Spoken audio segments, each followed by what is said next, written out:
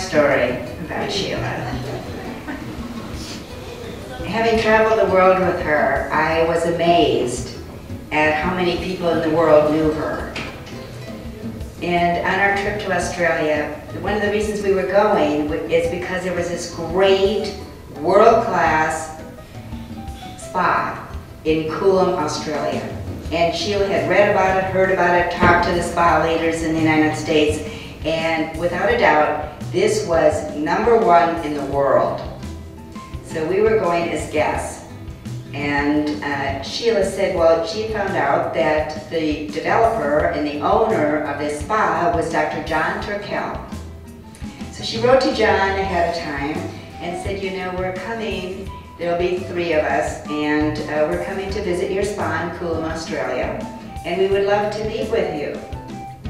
He wrote back and he said, I'm so sorry.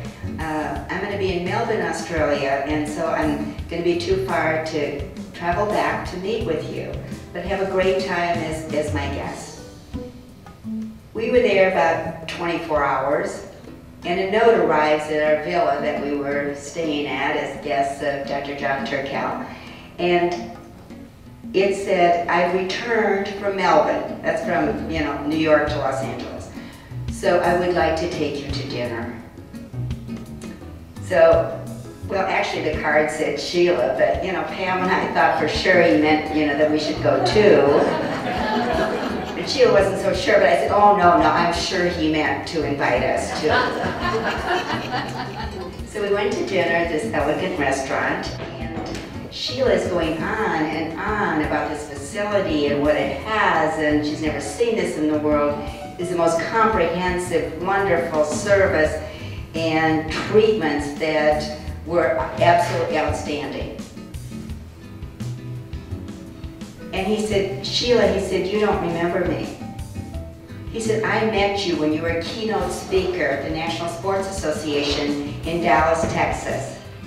I was so impressed with your talk that after I invited you out to dinner and I picked your brain. You inspired me so much. I went back to Australia and I built my dream, and I owe this to you. So that's the kind of woman she is. Come on up here, Sheila. We're all looking forward. Well, you can tell that she constantly squeals on me. But I am so delighted to be here. But do you remember, Sharon, when I said, you know, I'll change my schedule, I'll be in Thousand Oaks, but just make sure everyone comes in workout clothing. Well, obviously that message didn't quite get across. But in spite of that fact, I have a rather hot, sweaty workout for you. So will you all stand up, please? Now I want you to put your feet apart in a very graceful, glamorous position like this. At the same time, imagine that you have the winning lottery ticket squeezed between the cheeks of your seat. Tighten harder, Sharon. Your lottery ticket is all the way up here. Now you're in an airport, and from now on, of course, you don't take the escalator. You always take the stairs, and then you get into this graceful, glamorous position. You hold that lottery ticket between the cheeks of your seat, and you start walking up the stairs. Well, I was doing this not too long ago on my way to speaking in Bangkok, and I was kind of frustrated. I was sure that I was going to keep moving. I was looking at this plane, and this really handsome man is going up the escalator next to me, and I thought, well, maybe I don't look quite as bad as I thought I did, and he kept grinning at me and grinning, keep moving, grinning at me, and finally we got to the top, and you can stand up now, and he said, lady, do you know the escalator works?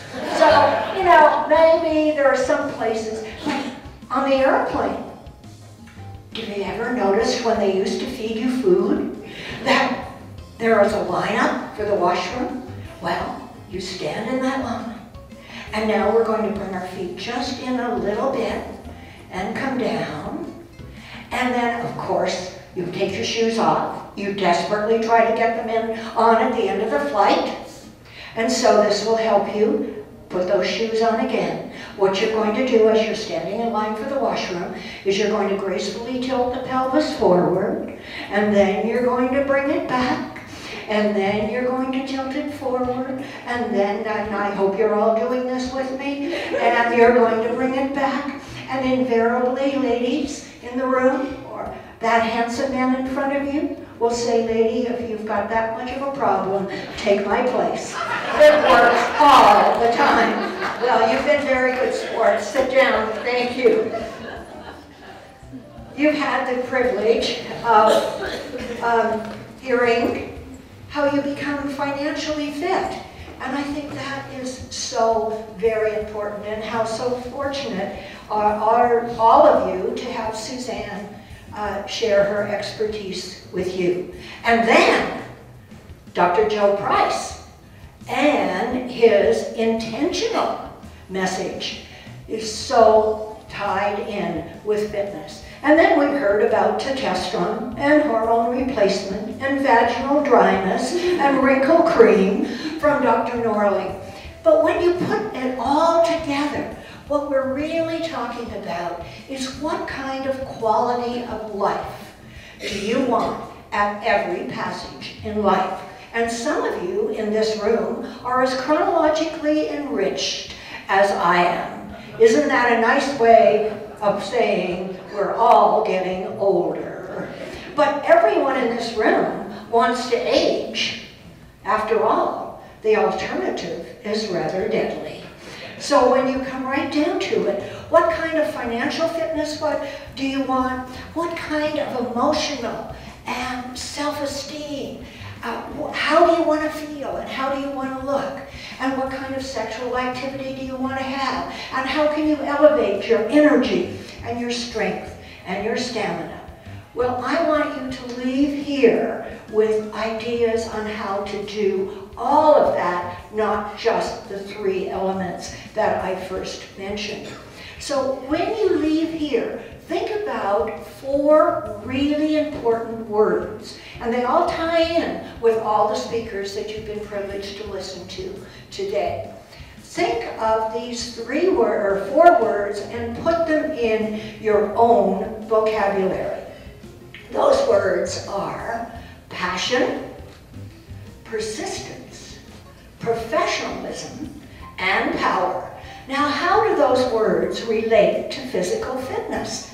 Well, first of all, it's important that you have a passionate belief that being strong, having a strong cardiovascular system, having strong muscles will elevate your energy level. And when you elevate your energy level, you stimulate this wonderful machine up here. You do not change the IQ. You just give the brain a lube and an oil job. And so you can function mentally, financially, emotionally, intentionally, and health-wise at a higher level. So what do we mean about a passion for fitness? And how do you put that passion in your life when you simply do not have the time? I hear from my guests, and we have over 50,000 people that have come to my spas over the years.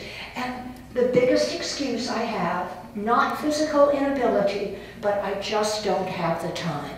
Well, it's not a question of having the time, it's a question of making the time and organizing your life so that that time is really there. And then as you elevate your fitness level, you actually shorten the time it takes you to do a particular task. So working out gives you time rather than taking time. But what is a good workout for you at your particular passage in life?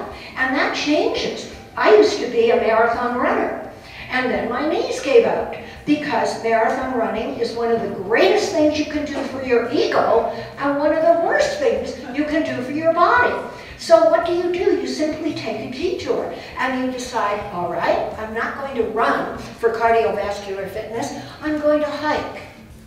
But before you do that, it's important that you accept your genetic luck and you set a realistic goal about what you can happen, what you can have, and how you can look through physical fitness and through physical movement. There's something else that I want you to do besides being realistic, and that is throw two important words out of your vocabulary. Those words are diet and exercise.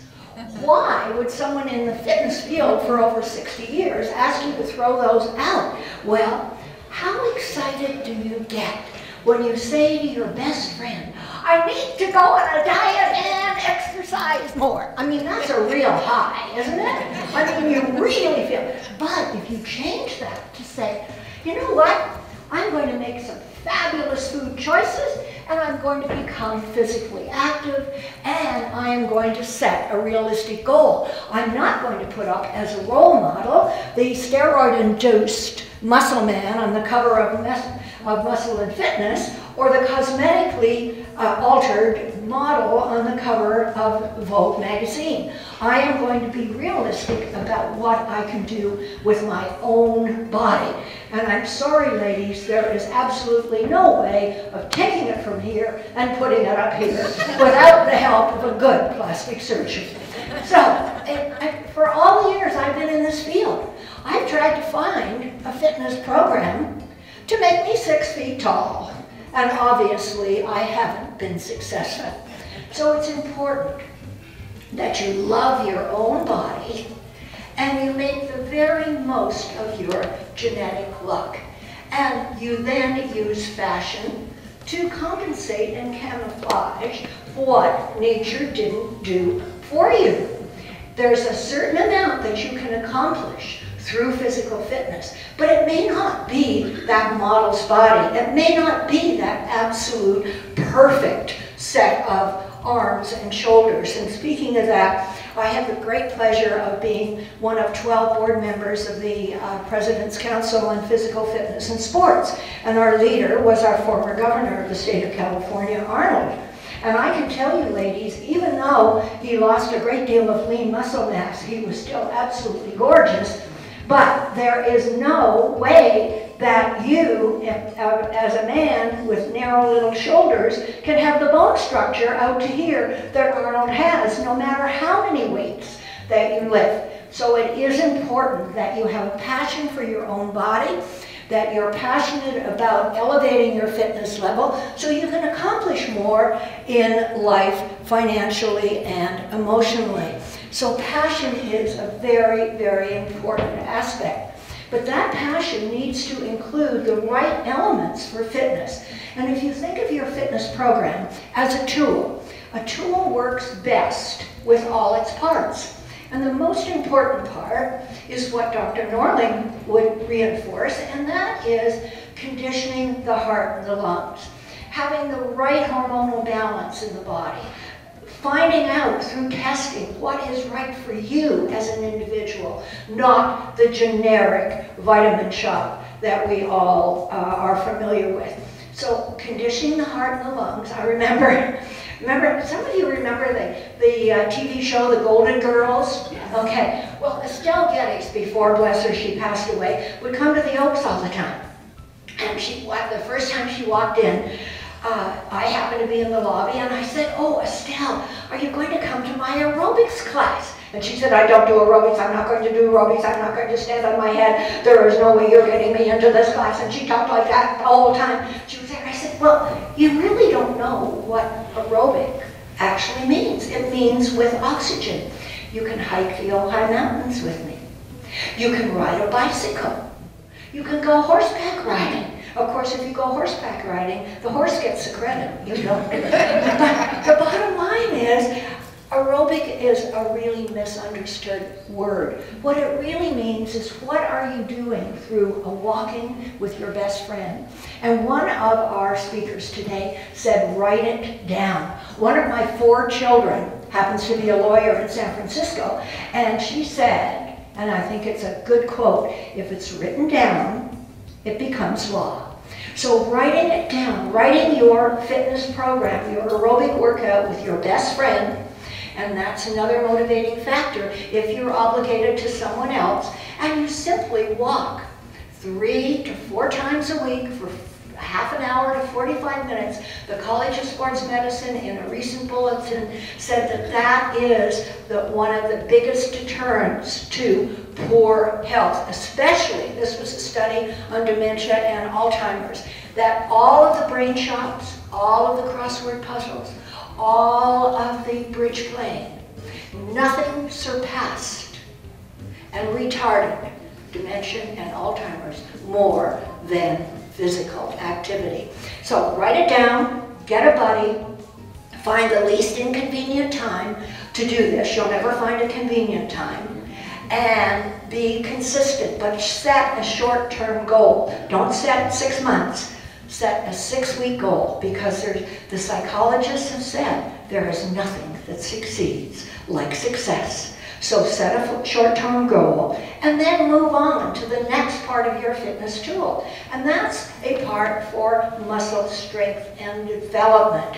Because if you are strong in the core, you're strong in the upper torso, then the diseases of aging that Sharon mentioned are more difficult to develop.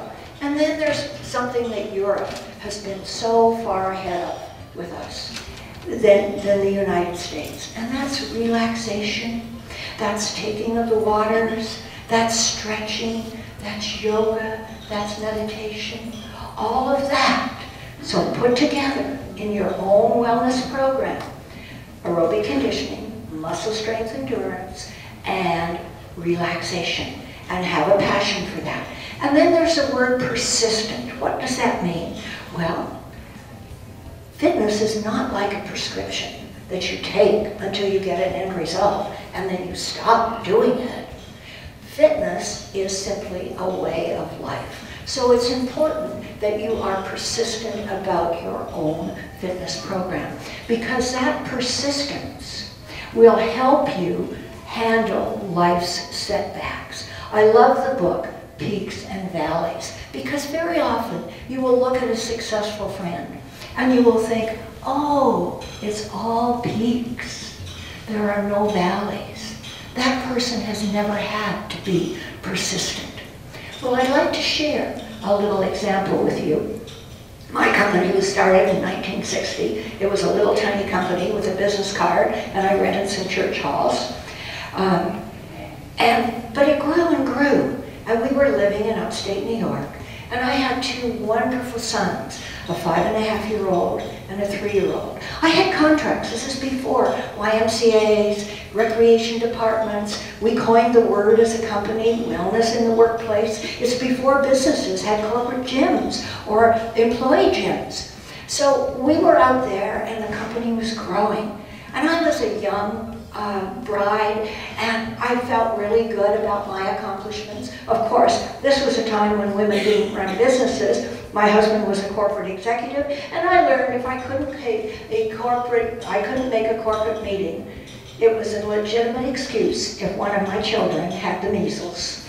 I think they had the measles about 6 times each, but it wasn't acceptable to run a business as a woman back in the 60s. And then persistence had to come in. We woke up in the middle of a terrible snowstorm, and there was something wrong with our 3-year-old. My husband rushed him to the local hospital. They didn't have the testing equipment to find out what was wrong. They put him in an ambulance. This is before cell phones. And I expected in an hour and a half to hear from the ambulance or from the hospital. 5.5 hours went by. The ambulance became lost in a snowstorm. When our son got to Montreal Children's Hospital, it was too late to save him.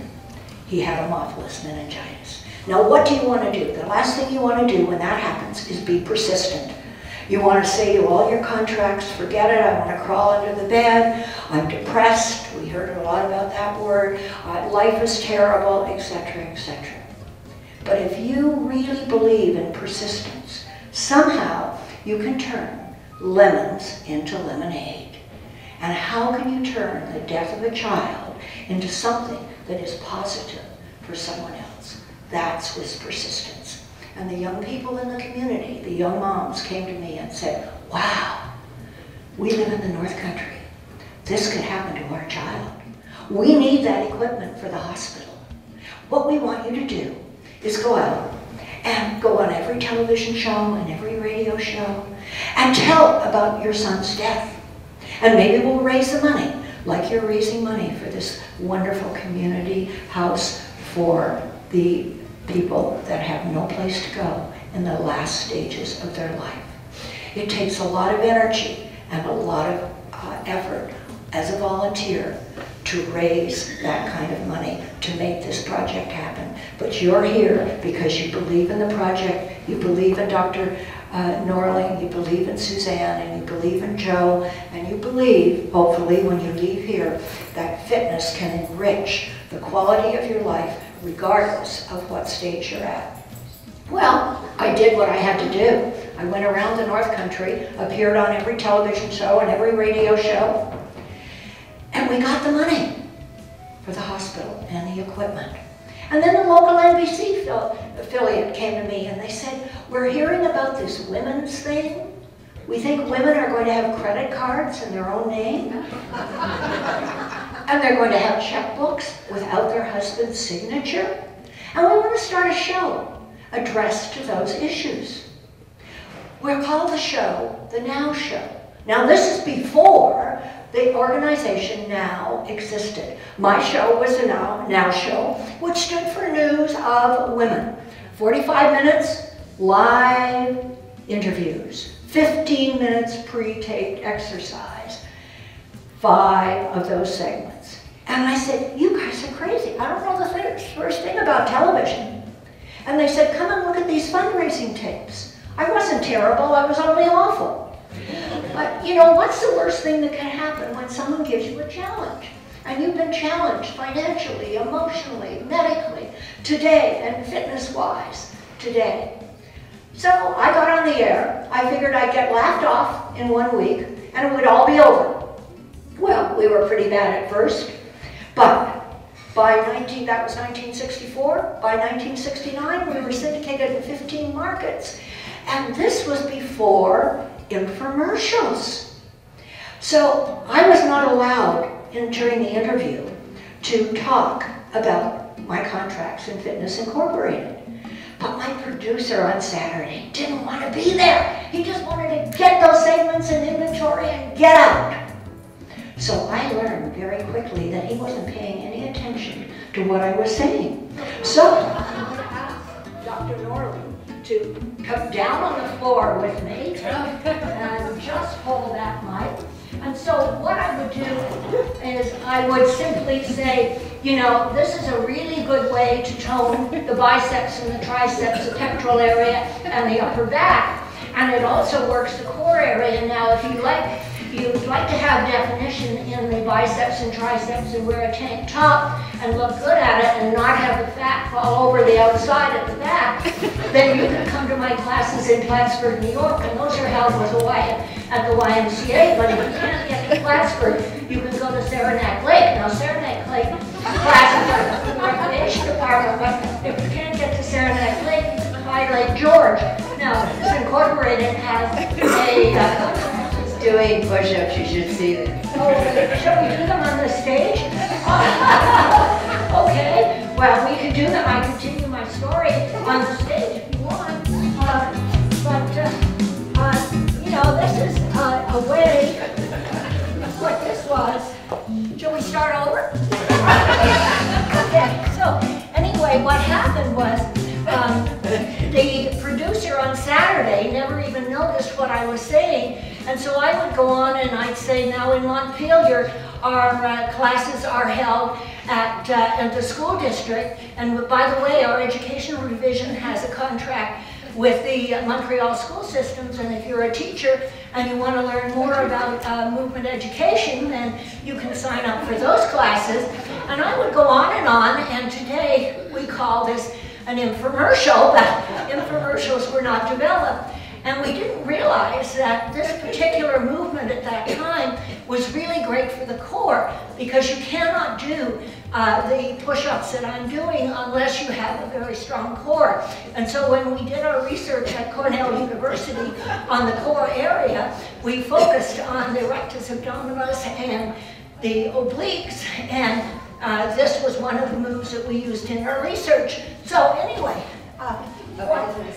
and Sheila is 75 years of age. So again, what we're talking about is turning lemons into lemonade. So you need to be persistent.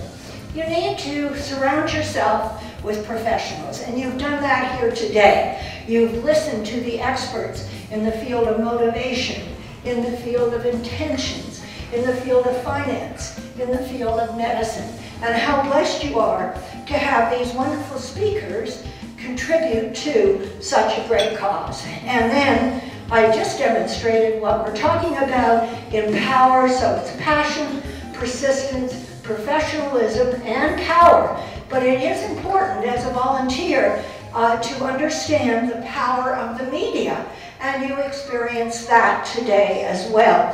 So put the words passion, persistence, professionalism, and power into your life, and I can almost guarantee, in fact I will guarantee, that the quality of your life will be dramatically improved at every passion or every passage in life. Now I'm going to close with one thought, and it really sort of sums up everything that you have been listening to and doing here today. As some of you know, I have a company called Health Holidays, and we put programs, fitness programs, aboard cruise ships. And we also take our client base to all the spas of Europe, Scandinavia, etc. And we have wonderful adventures since doing that. I had a passion for travel 50 years ago, and I had to figure out a way to get paid for it. So Health Holidays was developed, and it's been a fun little company, and we give you a free vacation at the spa if you join us. But anyway, we had a group at a place you always wanted to go to in the middle of the winter. The Kuusamo Tropiki Spa in Lapland, Finland, on the Russian border in January. But I had an adventuresome group, and I told everyone, okay, bring your ski clothes. We're going to hike these trails.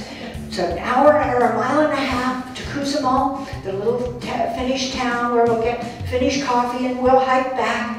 And sure enough, about 22 people came. The youngest was 19, the most chronologically enriched, 79. And we get down there and we warm up and we stretch out. And I look at the 79-year-old, Alice, and she's in a Bogner outfit. If you're a snow skier, you know that that's about $5,000 on this lady.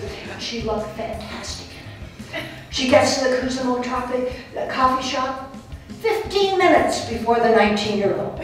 She gets back to the spa 15 minutes before the 19-year-old. The next day, it's a Niles outfit, and she looked equally as glamorous in the Niles outfit.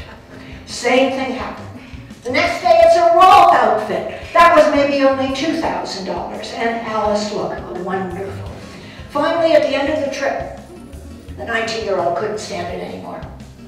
She said, I don't get it, Alice. You're 79, I'm 19, you're at the coffee shop before I am 15 minutes. You have this fabulous wardrobe, and the wardrobe looks fabulous on you. What have you been doing all your life to be in such phenomenal condition? And this feisty little 79-year-old shook her finger at the 19-year-old and said, do you think that I would get to the point in life where I have the economic ability to travel anywhere in the world with Sheila? I have the time to travel anywhere in the world. I have the financial freedom to buy this great outfit. I don't have to let anyone else control my life. I'm very intentional. And do you think that I get to that point in life and not be physically capable of doing it? I want to be able to say, I can do anything I ever want to do, anytime I ever want to do it. And that's what adapting and adopting what your speakers have shared with you today. Go home and look at yourself in the mirror and say, you can do anything you ever want to do, anytime you ever want to do it, because Sheila says so, Joe says so, Suzanne says so, Dr. Norland says so let's go for it. Thank you.